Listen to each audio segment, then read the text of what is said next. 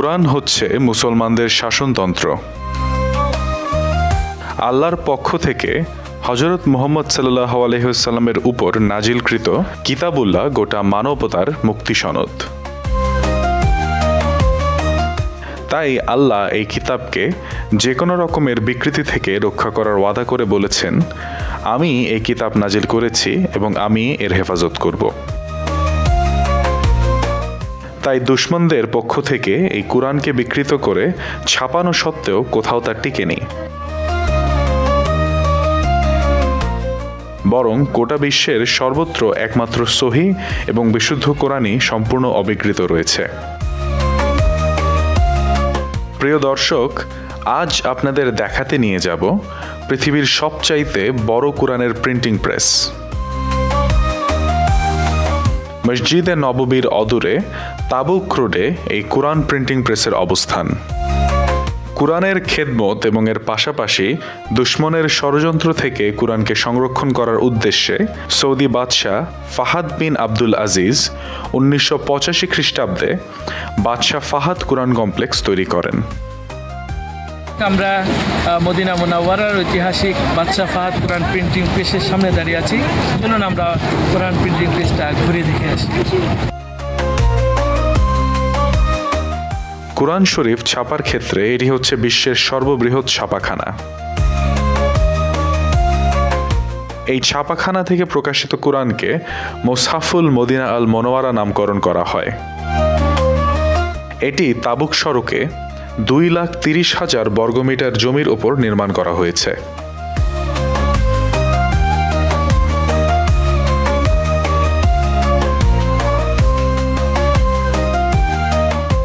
প্রতিদিন বিকেল 4টায় দর্শনার্থীদের দেখার জন্য এই প্রেস উন্মুক্ত করে দেওয়া হয়।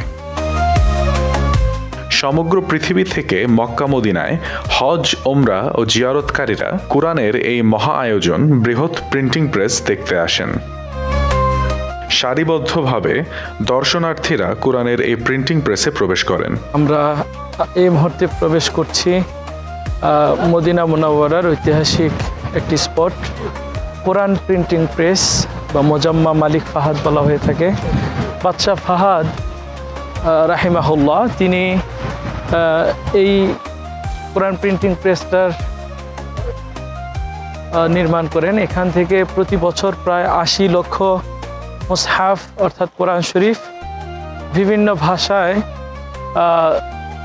ছাপা হয় এবং এগুলো সারা বিশ্বে বিনামূল্যে বিতরণ করা হয়। তবে দোতলায় দাঁড়িয়ে দূর থেকে প্রেসের এই কার্যক্রম দেখতে হয়। অত্যন্ত আকর্ষণীয়ভাবে প্রেসের পরিবেশ ও সৌন্দর্য বৃদ্ধি করা হয়েছে এবং পৃথিবীর বিভিন্ন ভাষায় এখানে কোরআন অনুদিত হয়, অনুবাদ হয়, কোরআনের তাফসির হয়। একসময় কোরআনের ক্যাসেট ফ্রি বিতরণ করা হতো এবং সিডি বিতরণ করা হতো। এখন বিভিন্ন ভাষায় এখান থেকে কোরআন অনুবাদ এবং ছাপা হয় এবং বিনামূল্যে সারা পৃথিবীতে কোরআনকে বিতরণ করা হয়। বাংলা ভাষায়ও 2 খণ্ডের একটি বিরাট তাফসির, চমৎকার একটি তাফসির এখান থেকে ছাপানো হয় এবং বিনামূল্যে হাজিদেরকে দেওয়া হয়। এর আগে এখান থেকে মারিফুল কোরআন ছাপা হতো বাংলা ভাষায় এবং বাংলা ভাষাভাষী হজ এবং উমরাকারীদেরকে হাদিয়া দেওয়া হতো, গিফট করা হতো।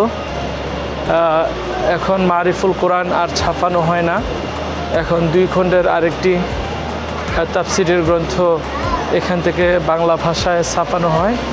সেগুলো বাংলা ভাষাভাষী উমরা এবং হাজিদেরকে, হজ করতে এবং উমরা করতে যারা আসেন তাদেরকে বিতরণ করা হয়। এবং আপনারা দেখছেন সবচেয়ে বড় সাইজ এবং ছোট সাইজ, পকেট সাইজ, বিভিন্ন সাইজের বিভিন্ন ভাষায় মুসহাফ এখানে ছাপা হয়ে থাকে। এখানে 2019 সালের একটা পরিসংখ্যান আমাদের হাতে আছে, যেখানে লেখা আছে প্রায় 300 মিলিয়ন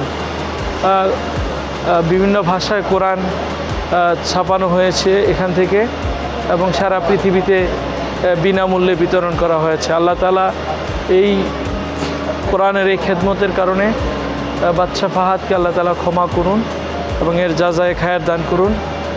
সে এবং তার বংশের যারা কোরআনের খেদমত করছে, 2 খাদেম 2 হারামের খেদমত করছে, তাদেরকে আল্লাহ তাআলা জান্নাত দান করুন। এই কমপ্লেক্স প্রতিষ্ঠার লক্ষ্য হচ্ছে প্রতি বছর এখান থেকে 80 লাখ কপি কোরআন প্রকাশ করা। এর মধ্যে 1 লাখ কপি রয়েছে বিশ্বের বিভিন্ন ভাষায় কোরআনের অর্থ এবং তাফসীর। এগুলো বিশ্বব্যাপী বিনামূল্যে বিলি করা হয়। বিশ্বের বিভিন্ন ভাষায় কোরআনের অর্থ ও তাফসীর প্রকাশ। কোরআন ও কোরআনের তাফসীর রেকর্ড করে ক্যাসেট ও ভিডিও ক্যাসেট প্রকাশ ও বিলি করা। কোরআন ও তাফসীর প্রকাশে গুরুত্ব প্রদান। এই কমপ্লেক্সকে কোরআনের সূক্ষ্ম ও ব্যাপক গবেষণার কেন্দ্রে পরিণত করা এবং এই উদ্দেশ্যে একটি লাইব্রেরি প্রতিষ্ঠা করা।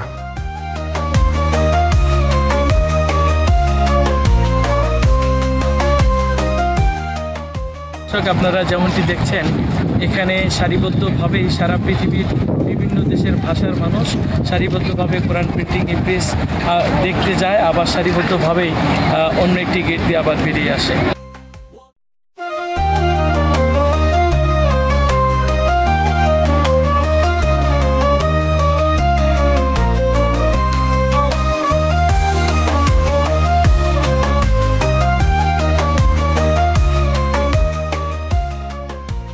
প্রেসের পাশেই বসে ছোট্ট একটি বৈকালিক হাট। প্রেস দেখতে আসা দর্শনার্থীরা সেখানে কেনাকাটা করেন। মদিনা থেকে তাবুক রোডের এই কোরআন প্রিন্টিং প্রেসের এখানেই প্রতিদিন হাজার হাজার দর্শনার্থী কোরআনের এই সর্ববৃহৎ ছাপাখানা পরিদর্শনে আসেন এবং তাদের এই আশাকে কেন্দ্র করেই এখানে গড়ে উঠেছে চমৎকার একটি ছোট মিনি বাজার।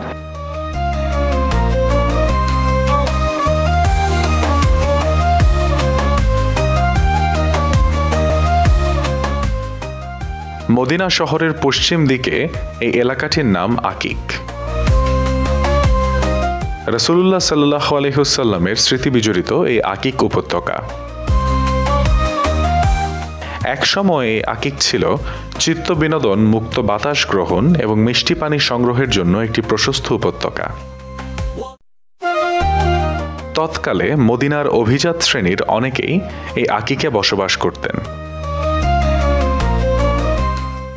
রাসূলুল্লাহ সাল্লাল্লাহু আলাইহি ওয়াসাল্লাম আকিককে বলেছেন মোবারক উপত্যকা।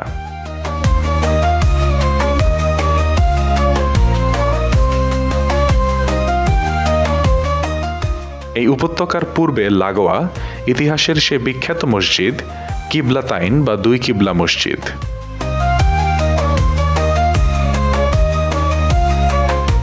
এই মসজিদ বায়তুল মুকাদ্দাস থেকে কাবা শরীফের দিকে কিবলা পরিবর্তনের নির্দেশ হওয়ায় একে কিবলাতাইন মসজিদ বলা হয়।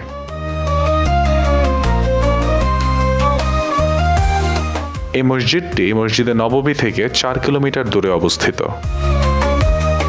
মদিনা থেকে উত্তর পশ্চিমে হাররা আল ওয়াবরার একটি উঁচু স্থানে খালিদ বিন ওয়ালিদ রোডে নির্মিত। এই এলাকাটিতে বনি সালামা গোত্রের বসবাস ছিল। রাসূলুল্লাহ সাল্লাল্লাহু আলাইহি ওয়াসাল্লাম এই মসজিদের মুসল্লিদেরকে নিয়ে জোহরের নামাজ পড়ার সময় মসজিদে হারামের দিকে কিবলা পরিবর্তনের নির্দেশ পান।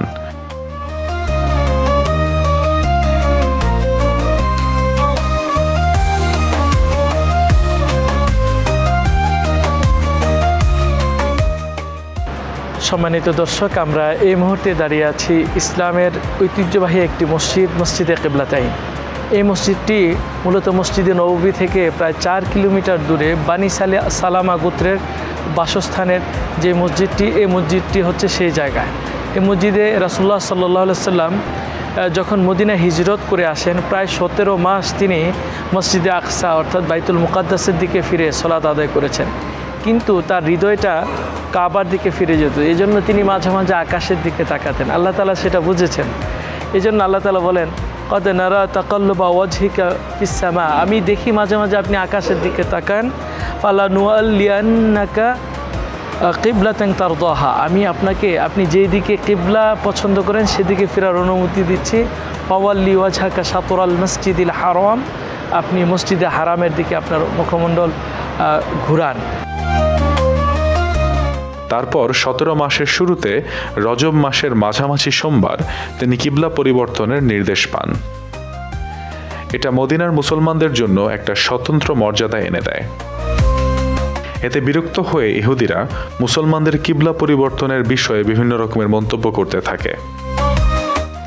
আল্লাহ স্বয়ং ওই সকল প্রশ্নের জবাব দিয়েছেন। তিনি বলেছেন, যেদিকেই মুখ ফেরাও সেদিকেই আল্লাহ। ইহুদিরা প্রশ্ন করে, কোন জিনিস মুসলমানদেরকে কিবলা পরিবর্তনে উদ্বুদ্ধ করল? আল্লাহ বলেন, হে নবী, আপনি বলুন, পূর্ব পশ্চিম সব দিকই হচ্ছে আল্লাহর। এটা হচ্ছে মুসলমানদের প্রথম কিবলা, বাইতুল মুকাদ্দাস, যেটা এখন ফিলিস্তিনে মসজিদে আকসা হিসেবে পরিচিত। সেই দিকে ফিরে রাসূলুল্লাহ সাল্লাল্লাহু আলাইহি ওয়াসাল্লাম এবং মুসলমানগণ সালাত আদায় করতেন। সেই দিকে ফিরেই মুসলমানরা সালাত আদায় করতেন। এইখানে আমরা আবার আরেকটি কিবলা দেখি, যেটা বর্তমান কিবলা। এই জন্য এই মসজিদটাকে মসজিদে কিবলাতাইন বলা হয়ে থাকে, কারণ এখানে একই সালাত দুই কিবলার দিকে ফিরে আদায় করেছেন রাসূলুল্লাহ সাল্লাল্লাহু আলাইহি ওয়াসাল্লাম। ইয়াহিয়া বিন মোহাম্মদ আল আখনাস বলেছেন, রাসূলুল্লাহ সাল্লাল্লাহু আলাইহি ওয়াসাল্লাম বনি সালামা গোত্রের উম্মে বাশারের ঘরে গেলেন। উম্মে বাশার তার জন্য খানা পাক করলেন। তখন জোহরের নামাজের সময় উপস্থিত। তিনি জামাতে 2 রাকাত ফরজ নামাজ পড়ার সময় কাবার দিকে কিবলা পরিবর্তনের নির্দেশ পান এবং কাবার দিকে ফিরে দাঁড়ান। তাই এটিকে মসজিদে কিবলাতাইন বলা হয়। আমরা দেখতে পাচ্ছি মসজিদে দুল কিবলাতাইন অথবা মসজিদে কিবলাতাইন। আধুনিক এই সভ্যতা এসে ব্যাপক সংস্কার কার্যক্রম হাতে নিয়েছেন সৌদি সরকার এবং প্রচুর সংস্কার হয়েছে। প্রতিদিন এই মসজিদে অসংখ্য দর্শনার্থী রাসূলুল্লাহ সাল্লাল্লাহু আলাইহি ওয়াসাল্লামের স্মৃতি বিজড়িত মসজিদকে দেখতে আসেন এবং ভিতরে সলাত আদায় করেন। তবে বলে রাখা ভালো, এই মসজিদে সলাত আদায় করলে অতিরিক্ত কোনো ফজিলত নেই। স্বাভাবিক সকল মসজিদের মতোই এই মসজিদে সলাতের বিধান রয়েছে। রাসূলুল্লাহ সাল্লাল্লাহু আলাইহি ওয়াসাল্লামের যুগে পাথর, ইট ও খেজুর গাছের ডালপালা দিয়ে মসজিদটি নির্মাণ করা হয়েছিল। পরবর্তীতে মসজিদটিকে পাকা ও ছাদ বিশিষ্ট করা হয়েছে। কারা কখন তা করেছে এটা জানা মুশকিল। তবে 893 হিজরিতে শাহিন জামালি মসজিদটিকে সংস্কার করেন এবং ছাদ নির্মাণ করেন। এরপর তুর্কি সুলতান সুলাইমান 950 হিজরিতে তা পুনঃসংস্কার করেন। বাদশাহ আব্দুল আজিজ মসজিদটি সংস্কার করেন এবং মিনার ও সিঁড়ি নির্মাণ করেন। 1408 হিজরিতে বাদশাহ ফাহাদ বিন আব্দুল আজিজ মসজিদটি পুনর্নির্মাণ করেন এবং সম্প্রসারণ করেন। বর্তমানে মসজিদটিতে 2টি মিনার রয়েছে। এতে পুরুষ এবং মহিলাদের প্রবেশের জন্য পৃথক দরজা আছে। মহিলাদের নামাজের স্থান দোতলায়।